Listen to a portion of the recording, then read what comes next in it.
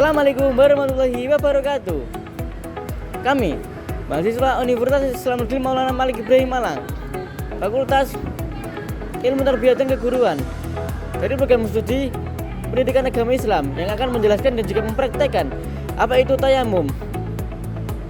Dari matkul pengembangan sumber media dan juga pembelajaran yang diampu oleh dosen Ibu Samsul Susilowati.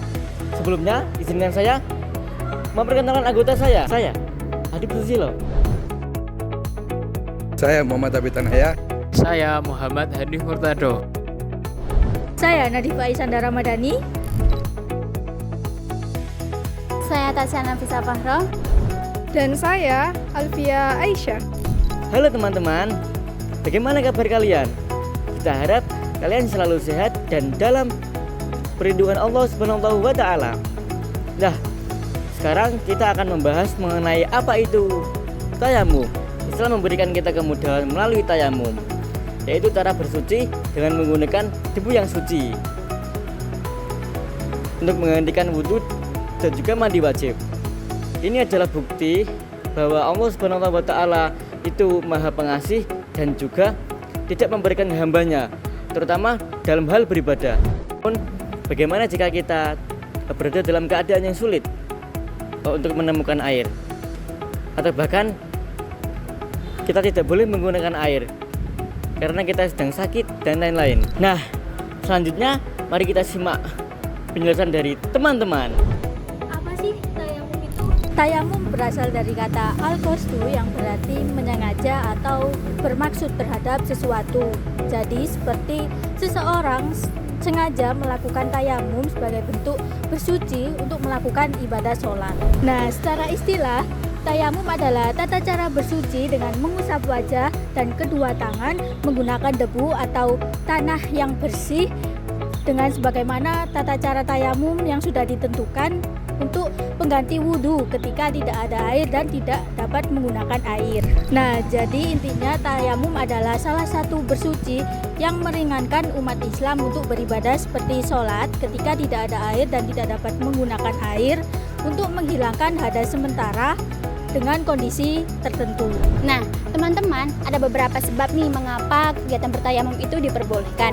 Jadi yang pertama itu karena adanya air yang sangat sedikit atau air yang sangat cukup digunakan untuk minum atau bahkan tidak ada air sama sekali. Terus yang kedua itu apabila orang tersebut sakit atau memiliki luka yang apabila digunakan air maka akan memperparah keadaan luka tersebut. Dan untuk yang terakhir itu adanya perkiraan air selama jarak kurang lebih 2,5 km. Nah, teman-teman, sebelum kita mempraktikkan tayamum ini, tentu kita harus mengetahui bahwa tayamum ini berbeda dengan kegiatan wudhu. Seperti yang pertama itu harus memasuki waktu sholat. Jadi tayamum ini bisa digunakan apabila sudah memasuki waktu sholat. Terus yang kedua itu harus menggunakan debu atau tanah yang suci, kering dan bersih dari najis. Untuk yang terakhir itu kita harus menggunakan tayamum pada saat waktu satu kali sholat fardu. Dan ingat, kita harus bersuci terlebih dahulu sebelum bertayamum karena tayamum ini untuk wudhu saja, bukan menghilangkan najis. Setelah teman-teman menyimak pengertian dan juga sebab-sebab tayamum, mari kita sekarang masuk dengan tata cara mempraktikkan tayamum. Nah, rukun tayamum ini berbeda dengan rukun wudhu. Rukun tayamum ada 4 dan juga harus dilakukan dengan tertib dan juga berurutan. Nah, selanjutnya yaitu kita masuk ke rukun tayamum. Nah, rukun tayamum yang pertama yaitu membaca niat di dalam hati. Nah, sebelum melakukan tayamum, kita harus berniat terlebih dahulu yang berbunyi Bismillahirrahmanirrahim. Nawaitu tayamum alistibahati sholati fardholillahi ta'ala. Setelah membaca niat, selanjutnya kita letakkan kedua telapak tangan kita di debu atau tanah yang suci. Lalu kemudian kita tepuk seperti ini agar debu dan tanah yang suci itu tidak menggumpal. Oke, baik. Nah, selanjutnya yaitu ada rukun tayamum yang kedua, yaitu mengusapkan kedua tangan ke wajah. Seperti contoh,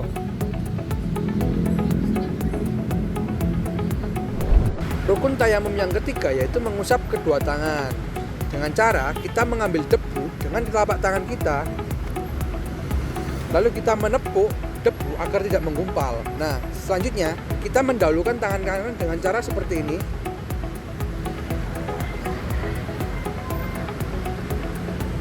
Selanjutnya tangan kiri.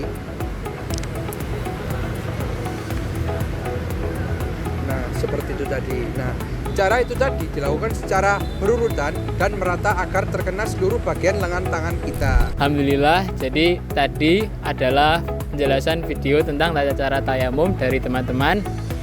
Dan kesimpulannya yang dapat kita tarik dari video materi tata cara tayamum ini adalah Allah Subhanahu wa Ta'ala memberikan kemudahan kepada para hamba-hambanya, yaitu dengan tata cara tayamum untuk memudahkan kita semua untuk tetap beribadah dalam keadaan ketidakadaannya air. Dan semoga video materi ini bisa bermanfaat untuk kita semua dan semoga menjadi amal jariah kita semua.